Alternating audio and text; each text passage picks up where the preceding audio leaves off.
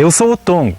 Eu vivo aqui no sudoeste do Paraná desde o início do século passado, quando os castelhanos vinham apanhar erva mate por essas redondezas. Eles vinham em torno de 20 a 30 pessoas e eles vinham tudo em grupo, vinham num dia a pé até ali, tiravam a erva, no outro dia faziam tudo feixes, cada feixe aproximadamente 30 quilos, que eram 2 arrobas, e faziam uma alça da taquara, e no outro dia, do clarear o dia, saíam ali, a pé, dali, para chegar de tardezinho, lá no Pinhal São Bento.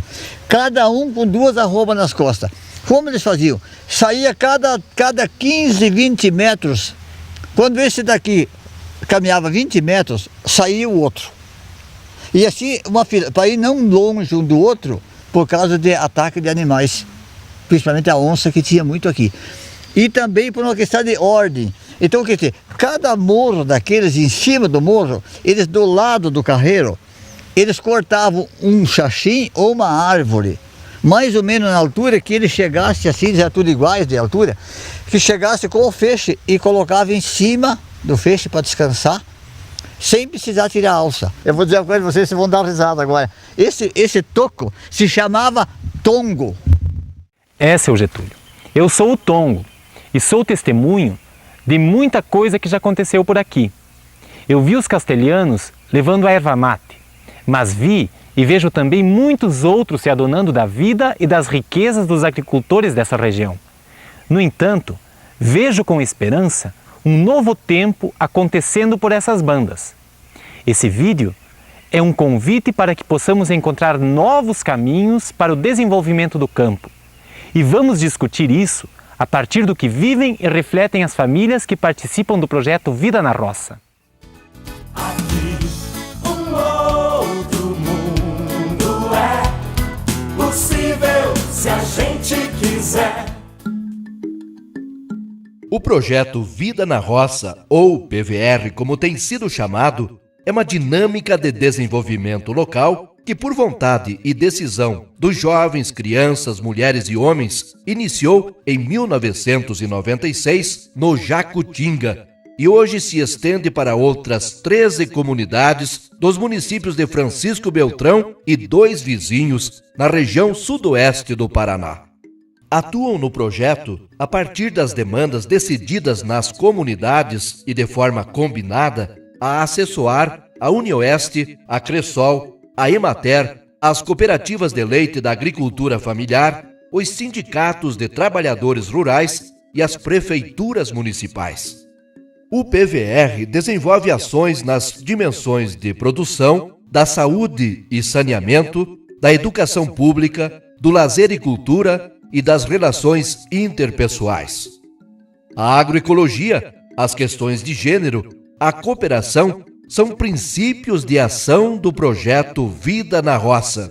As ações visam o fortalecimento da autonomia da população do campo, a recriação de políticas públicas e a melhoria da qualidade de vida. Em síntese, o PVR quer contribuir para o fortalecimento de uma outra concepção de desenvolvimento do campo. Quem vai nos contar aqui como tudo começou e como isso está reanimando a vida das comunidades são essas famílias do Jacutinga e do assentamento Missões, que se reuniram especialmente para este depoimento coletivo. O nosso solo estava degradado, as técnicas de plantio já não estavam mais trazendo resultado, né? Essa de queimar, de roçar. Os nossos jovens não tinham mais vontade de ficar aqui, não viam futuro, né? Estavam pensando em ir para a cidade, muitas famílias saindo, muita gente indo embora para a cidade, para Joinville principalmente. E nesse contexto, assim, a comunidade estava preocupada, né? Tínhamos que fazer alguma coisa para continuar aqui, continuar bem. A gente estava perdendo em qualidade de vida, em renda, em recursos naturais, né? Daí a partir disso que nasceu o projeto, né? Os sonhos que a comunidade tinha em relação à comunidade, né?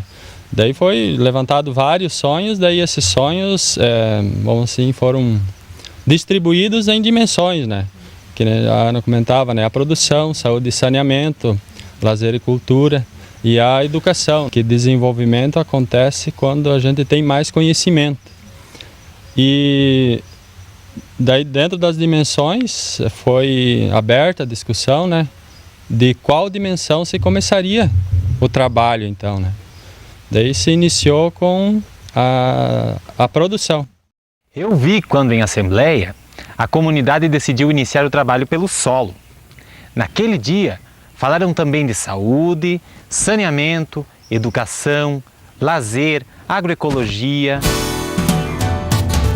Caminhando nessa estrada lado a lado, vamos lá construir um novo mundo e o planeta transformar. Com humanidade, solidariedade, nós vamos vencer. Com muita coragem, essa nossa luta pode nos dizer que aqui um outro mundo é possível se a gente quiser. Uns aderiam a produzir leite, outros formaram um grupo de vizinhos e foram formar uma agroindústria, onde surgiu a agroindústria do açúcar mascavo, dos embutidos de suínos, do queijo, né, do leite. Hoje nós temos com 4 famílias, temos assim produzindo em torno de 250, 300 quilos de salame por semana, linguicinha, em torno de 300 quilos, 250, 300 quilos também por semana, e bacon, fizemos a banha, torresmo, murcilha.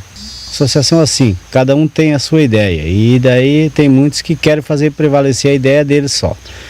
E daí se torna bastante difícil a se organizar, né? Nós tivemos bastante problema, ainda estamos tendo problema. Nós já temos desses 6, já 2 famílias que não participam mais, né? E já antes teve umas famílias que não quiseram participar para não gastar, para não investir, né? Porque achava que ia ganhar todo o investimento, e como não do governo e da prefeitura veio uma parte só, mas tinha que tirar do bolso, então aquelas pessoas já não entraram mais para a sociedade. Eu queria falar também assim sobre o melhoramento genético que teve, né, na área da produção. E interessante foi que as pessoas assim não foram buscar animais lá longe, né? O pessoal começou aqui mesmo a mudar. Hoje a diferença a gente vê na hora de colher. Hoje a gente colhe em torno de 300, 350 sacas de milho por alqueire. E antes, às vezes, a gente colhia até 100 sacos por alqueire, né? E um desafio dentro do projeto para viabilizar economicamente as famílias seria essa questão, né, de agregar valor, de aproximar o produtor do consumidor. E essa feira tem um objetivo de ampliar, porque na cidade temos 28 bairros. É uma feira agroecológica, onde não se usa nenhum produto químico, como inseticidas, herbicidas ou esterco mal curtido. O esterco tem que ser bem curtido e o solo passar por um período de reciclagem, assim, de descontaminação, no mínimo 3 anos, né? Nós temos que ter uma consciência que nós não somos dono da terra. A terra não é nossa. A terra, se tu analisar bem, ele é um bem divino. Por quê? As gerações vão passando e a terra fica. Que direito nós temos de estragar ela? No mínimo, nós tínhamos que deixar para as futuras gerações como nós recebemos, mas de preferência melhor. Seu Getúlio, o senhor tem razão. Mas eu já vi coisas que chegam a dar tristeza. Eu vi muita gente, vi políticos, comerciantes e até agricultores que não se preocupam com a preservação da natureza e nem com o respeito aos que vivem no campo. E vejo que nem sempre as comunidades conseguem se organizar e reagir. Aqui um outro mundo é possível se a gente quiser. A escola foi desafiada pela comunidade, pelos pais, a estar repensando o seu jeito de trabalhar, a sua metodologia, para estar reforçando, né, a questão do desenvolvimento da comunidade. Então, em 98, nós nos propusemos a mudar, né, e adotamos na escola uma metodologia que na época pareceu a que mais favorecia a trazer a vida das famílias e da comunidade para dentro da escola, que foi a metodologia do tema gerador. Como que a gente vai escolhendo os temas, né? A gente vai tirando da vida da comunidade, das dificuldades que vão aparecendo, das falas dos pais, das falas dos alunos, do que os professores também vêm sentindo. Então, até agora, nós trabalhamos já diversos temas. Horta, leite, festa alemã, os meios de comunicação, a sexualidade, as drogas. E a escola, então, abraçou isso. E eu lembro, na época, que os professores, então, não tinham conhecimento disso. Porque quando você trabalha o tema gerador, o leite, eu não tinha, assim, aquele conhecimento do leite, como, né? Foi um desafio grande dos professores também. A gente também sofreu muito com isso, porque a gente tinha que buscar conhecimento. Os pais vinham, questionavam, os filhos vinham para a escola com as questões e a gente tentava responder aquilo e nem sempre a gente sabia. Então tirou o professor do comodismo. O professor ele saiu daquela rotina do dia a dia e ele começou a partilhar mais, né? A cooperar mais com o colega, trocando ideias. Então, quando um tinha uma coisa boa, passava aquilo para o outro, né? Podia servir, podia ajudar, ou podia até fazer um pouco diferente. Então, essa amizade, essa união dos professores, isso ajudou muito, cresceu muito dentro da escola. Aquela participação da criança, a criança é mais livre, né? Hoje a criança vem e ela fala com o professor, ela pergunta, ela questiona, ela quer saber. Então nós ia à noite lá para preparar, porque era uma coisa nova, era um desafio grande, a gente não sabia como lidar com isso. E entre nós colegas nós tínhamos que achar um jeito, né, de dar conta. A parceria que vinha de fora, eles vinham e não davam nada pronto. Até que a gente acordou e disse, não, receita pronta não tem. E foi com a luta, com dias de estudo, olha, a gente fez alguns dias de estudo na escola, até que a gente conquistou a hora atividade. A escola funciona quase como um termômetro, né? Porque a gente está ali aberto não só para os alunos, mas também para a comunidade, para os pais, né? Então, muita coisa gira em torno, gira dentro da escola, né? E a escola tem que lidar com esse monte de coisa. E o desafio maior, quando a gente, por exemplo, pega os temas geradores que se relacionam mais com relações, né? Com essa coisa da pessoa, de ideias, de conceitos, de moral, é como você encontrar um polo onde você consiga trabalhar isso, né, sem que você interfira de forma muito incisiva dentro das realidades das famílias, mas que você também não fuja da realidade que o adolescente, o jovem tem hoje, que é uma realidade diferente dos pais, dos avós. Com os temas geradores a gente sabe mais, a gente tem mais polêmica, a gente sabe debater melhor os assuntos da vida, não agora, mas também mais pra frente, tipo, saber saber a postura que você pode ter diante de algum problema que vai aparecer mais pra frente.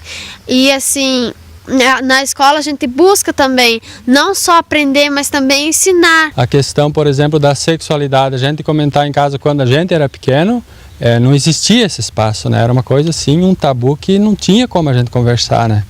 E hoje a gente conversa isso tranquilamente, né? Educador é aquele que não para nunca, né? Que tem que estar estudando o tempo todo, que, como a Mônica colocou, cada coisa que acontece, cada dificuldade que surge é uma ponte, é um impulso para que você melhore, para que você se atualize, supere, enfrente a dificuldade, né?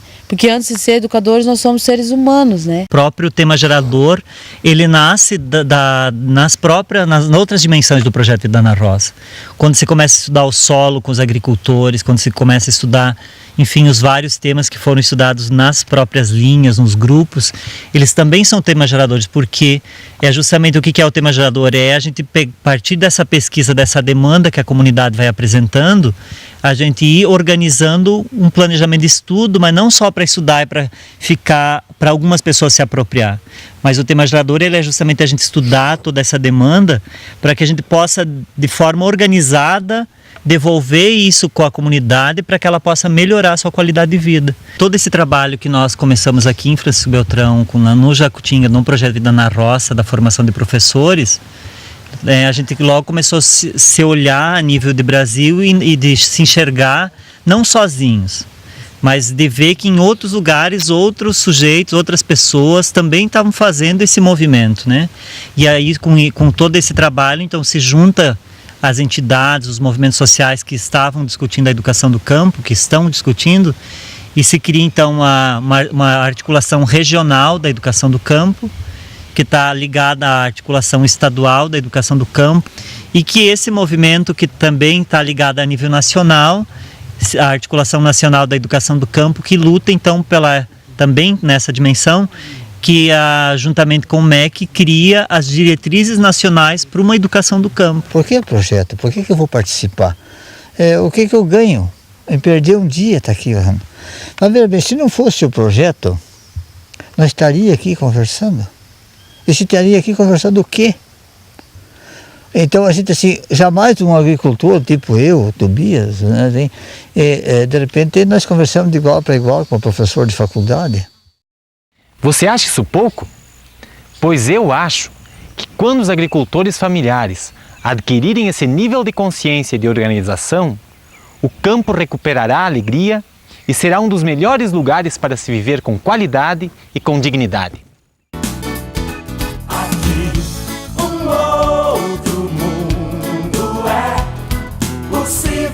Se a gente quiser. A alimentação é fundamental para a gente ter uma boa saúde, né? A gente, assim, visitando famílias, a gente vê que eles têm a preocupação em ter sua horta, né? De produzir a sua verdura sem agrotóxico. E todos estão preocupados em comer bastante salada, né? Diversas saladas na refeição, coisa que antigamente ninguém se preocupava. Ele almoçou na casa da Maria, né? Então, o que ele percebeu? Ele disse assim, mas hoje eu almocei na casa de uma mulher, ela soube bem variar a comida, cores. Ele sempre se referia a 5 cores a gente deveria ter na alimentação, né? Entre elas, bastante o amarelo, porque ele contém o beta-caroteno, né? A dimensão da saúde e saneamento também foi detectado, sim, vários assuntos, né, temas que precisavam ser trabalhados como conscientização e também com algumas atitudes, né. Dentro dessa dimensão se trabalhou muito a questão da água, né, da proteção de fontes, a questão do lixo, né, como conscientização e também um mutirão para limpar os nossos riachos. E hoje está organizada a coleta do lixo mensalmente. Foram feitos exames de sangue, né, para ver a questão da intoxicação, né, na comunidade, porque aqui também o veneno ainda é um problema e precisa ser trabalhado a conscientização do uso de agrotóxico para chegarmos ao ponto de não precisar mais usá-los, né, mas a gente vê que isso é um processo lento, né. Na questão dos rios se fez todo um trabalho de recuperação das matas ciliares, né, alguns já estão praticamente toda recuperada, né, a mata ciliar. Estava assim bastante abandonada a parte do esporte, estava abandonada. Aí então agora de uns 2 anos para cá, 3 anos por aí, foi dada uma reativada. E, então principalmente aí no futebol de salão, hoje temos aí equipe, temos times tem crianças, tem de 10 anos, tem de 12 anos, de 17 anos, tem de mulheres, tem de veteranos. Tem até de vovô jogando bola. E a autoestima das pessoas também melhorou muito, né? As pessoas estão alegres. Acabou identificando um limite do relacionamento interpessoal, né? Porque, como disse, o jeito que a escola é pensada, a família, ela não leva muito à cooperação, né? Leva mais ao individualismo, né? Tem espaço para todos, né? Para todos viver bem, né? Mas para garantir esse espaço a gente tem que garantir um relacionamento bom. E é um trabalho assim difícil, a gente abrir essa fala, né? As minhas dificuldades de se relacionar com o esposo, com os filhos, com o meu colega de trabalho. Então é um desafio para toda a comunidade e é um grande avanço a gente estar se dispondo a discutir as relações. A gente na escola sente dificuldade porque os pais ainda acham que o professor tem que se impor, a diretora tem que ser braba, né? E a gente já está trabalhando um outro jeito, né? De negociar, de delegar responsabilidade e não de eu mando e você obedece. Eu procurei dentro da minha propriedade, apesar que minhas pedras já ficaram tudo escuras de novo, ter que pintar tudo de novo, mas eu acho bonito uma casa assim, você busca pedra, sei eu da onde, eu até dentro do rio fui buscar, mas fazer os canteiros com pedras roliças, né? Não com tijolo e tudo, é uma coisa da natureza, né?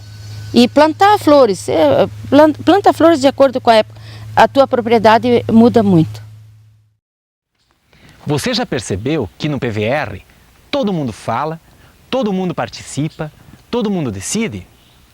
Tem gente que acha isso uma bagunça.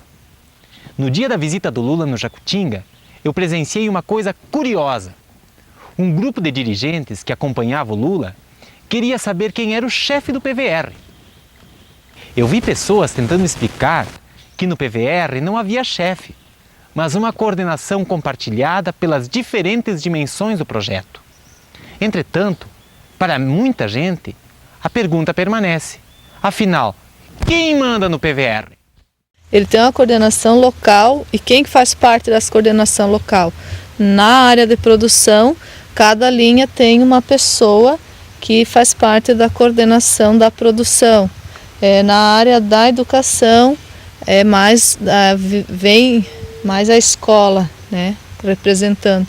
Na dimensão da saúde e saneamento, tem uma coordenação com pessoas das linhas e da vila. Na área da cultura e do lazer, ela se desdobra, né?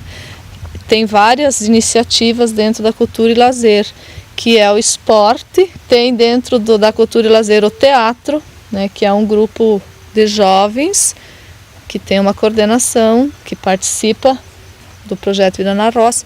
Tem um infanto juvenil, que é o MASC, tem mais um grupo de teatro, e tem ainda o grupo de dança, que também tem uma equipe que coordena e que está sempre na reunião da coordenação. Então a coordenação na comunidade é composta de mais ou menos umas 30 pessoas. Ali se debate, ali existe assim uma união, existe assim um certo respeito de ouvir o outro, que deixar o outro também expor a sua ideia, deixar o outro também falar. Isso é importante porque ali muda a mentalidade das pessoas. E na comunidade não se faz nada a não ser no coletivo. Este método do projeto é que garante realmente a vida do projeto, porque apesar dos tempos mudarem, as autoridades mudarem, o projeto tem uma vida própria e ele continua então se articulando e criando iniciativas novas. Esse jeito que a comunidade tem de se organizar e de ir propondo políticas públicas, né? E à medida que o projeto Vida na Roça vai se ampliando para outras comunidades e essas outras comunidades também conseguem ir avançando na sua autonomia, e quando essas comunidades começam a interagir entre elas, passam a formar um coletivo de desenvolvimento do campo. É um conselho muito importante para os municípios que poderão acabar determinando projetos de desenvolvimento para o campo. Um povo que tem conhecimento, ele vai dizer o que ele precisa, não vai ser mais de cima para baixo, que o governo vai dizer, vocês precisam isso, isso e isso.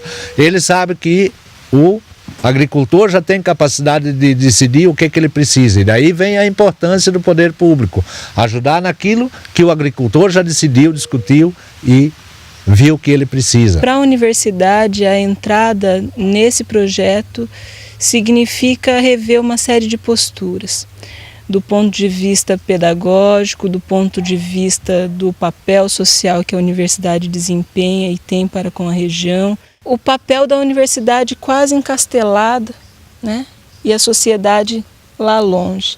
Então o projeto Vida na Roça, ele tem essa tentativa de fazer com que a universidade realmente se coloque no mesmo nível das pessoas, da sociedade, e que busque, né, e que valorize e que se reconstrua a partir do conhecimento que os agricultores têm. O que tem de novo para pensar o desenvolvimento no projeto Vida na Roça é a ideia de que as comunidades possam dizer o que querem, possam refletir, possam tomar decisão sobre suas vidas. E isso implica que inverte o jeito das entidades organizadas atuar. Elas precisam parar de pensar isso no seu local ou no seu gabinete e passar a se organizar para responder aquilo que a população quer. Mas essa é uma luta de garras grandes, porque mesmo aqui vocês vivem o problema de que quando vocês tomam decisões, há outras forças que não querem democratizar esse poder, porque no fundo a gente está lutando o quê? Para ter um tipo de poder diferente. Mas para toda a população do campo, o desafio é esse, para que as comunidades possam ter força de dizer o que querem. Além delas fazer o próprio esforço de se organizar, elas têm que fazer a força para mudar as entidades que na história sempre decidiram de cima para baixo, né? Parece que esse é o grande desafio que fica. Hoje, por esses caminhos, já se pode ver que as pessoas estão recuperando a esperança e a vontade de viver por aqui. Tem menos gente pensando em ir embora. Apesar de todas as dificuldades, as pessoas estão mais alegres. Eu vejo mais flores, mais sorrisos, mais vida. Caminhando nessa estrada, lado a lado, vamos lá construir um novo mundo e o planeta transformar. Com humanidade, solidariedade, nós vamos vencer. Com muita coragem, essa nossa luta pode nos dizer: já vi um outro mundo, é possível se a gente quiser. O maior desafio hoje é como transformar iniciativas como essa em uma política pública com orçamento aberto, gestionado pela população. O clientelismo e o paternalismo é ainda um vício historicamente construído que precisamos enfrentar com coragem e determinação. Não é mais possível que continuemos reféns de políticas clientelistas, sem planejamento das ações e sem participação efetiva da população. Precisamos encontrar formas de romper com o clientelismo político e as ações fragmentadas, que mais criam vícios e dependência do que promovem o desenvolvimento do campo. Isso só acontecerá à medida que promovermos a efetiva participação da população desde o diagnóstico da realidade, a definição das prioridades, o planejamento e a execução das ações, o controle efetivo sobre o orçamento e a transparência administrativa. Não sei se só eu percebo isso, mas tenho observado que no falar as pessoas são parecidas e nas ações, muitas vezes, são diferentes. Esse é mais um nó a ser desatado por todos e todas que vivem e trabalham por um novo desenvolvimento do campo. Como essas, muitas outras coisas podem ser percebidas ao se ver esse vídeo. Mas agora, chega de papo. Assim como de início, termino dizendo que continuarei por aqui, de olho em muitas coisas que ainda estão para acontecer. Venha sentir a paz que existe aqui nos campos.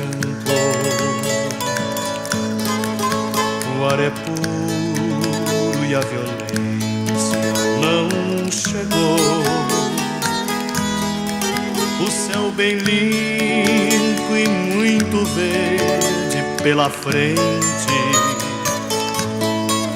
Uma vertente que não se contaminou. Pela manhã, o sol nascente vem sorrindo e os passarinhos cantam hinos no pomar. O chimarrão tem um sabor de esperança e a criança traz um futuro no olhar. De tardecita tem os banhos no riacho, jogo de truco junto à sombra do galpão. Uma purinha que faz rima contra o mato